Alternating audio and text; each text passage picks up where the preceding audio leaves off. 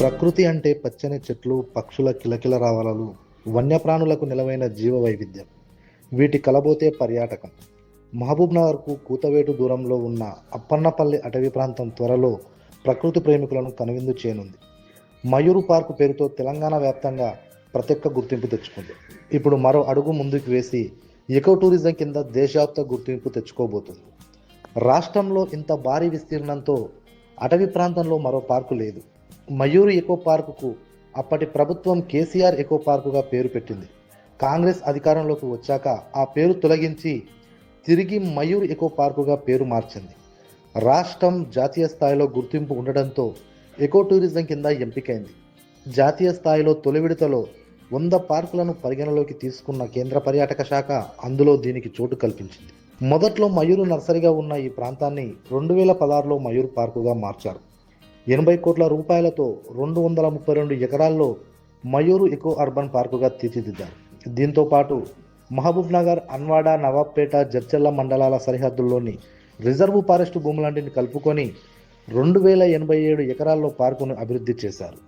మహబూబ్నగర్, జడ్చర్ల జాతీయ రహదారి మధ్య ఉన్న ఈ పార్కు పేరును కేసీఆర్ ఎకో అర్బన్ పార్కుగా మార్చారు. అయితే ప్రస్తుతం ఆ పేరును మార్చడం జరిగింది. మయూరి పార్క్ లోపల మొత్తం పార్క్ 2087 ఎకరాల లోపల విస్తరించి ఉంది. దీనిలో పబ్లిక్ని అట్రాక్ట్ చేయడం కోసం చిల్డ్రన్స్ ప్లే ఏరియా ఉంది, చిల్డ్రన్స్ అడ్వెంచర్ జోన్ ఉంది, మరియు అనేక ఆహ్లాదకరమైన యాక్టివిటీస్ కూడా మన దగ్గర ఉన్నాయి.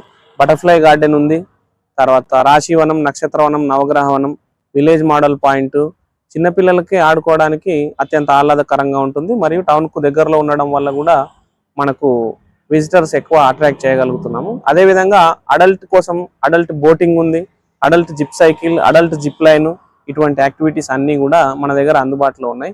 అదేవిధంగా మహబూబ్ నగర్లో ఉన్నటువంటి పబ్లిక్కి జంగిల్ సఫారీ అనుభూతి కలిగించాలనే ఉద్దేశంతో దాదాపు 18 కిలోమీటర్ల journey, up and down journey ఉంటుంది. జంగిల్ సఫారీ అందుబాటులో ఉంటుంది.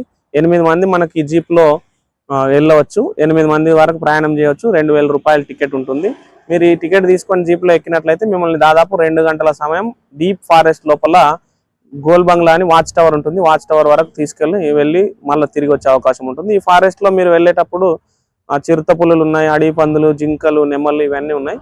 మనకు ఏదైనా కొన్ని జంతువులు కనిపించే అవకాశం కూడా ఉంటుంది. ఇవే కాకుండా పార్క్ లోపల కూడా చిల్డ్రన్ బోటింగ్ ఉంది, చిల్డ్రన్ జిప్ సైకిల్ ఉంది, చిల్డ్రన్ జిప్ లైన్ ఉంది, ట్రాంపోలిన్ ఉంది. ఈ అన్ని యాక్టివిటీస్ కూడా మనకు అందుబాటులో ఉన్నాయి. అదే విధంగా కాన్ఫరెన్స్ హాల్ ఉంది. ఎవరైనా కార్పొరేట్ గ్రూప్స్ కానీ, బ్యాంక్స్ కానీ మీటింగ్స్ ఏమన్నా జరుపుకోవాలనుకుంటే ఆన్ రెంట్ పర్పస్ మనం conference hall, AC conference hall కూడా మనకు అందుబాటు లోపల ఉందన్నమాట.